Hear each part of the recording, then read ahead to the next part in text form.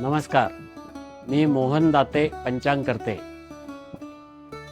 सर्व सणांमध्ये श्रावण महिन्यामध्ये सगळ्यात जास्त सण आणि व्रते असतात। या श्रावण महिन्यामध्ये विशेषतः मंगळागौर, सोमवारचं व्रत, शुक्रवार, देवीचं पूजन, रक्षाबंधन, श्रीकृष्ण जयंती असे अनेक प्रकारचे सण या श्रावण महिन्यामध्ये आपण साजरे करीत असतो। विशेषतः रक्षाबंधन हा एक अतिशय सगळ्यांना माहीत असलेला आणि प्रिय असलेला असा सण आहे।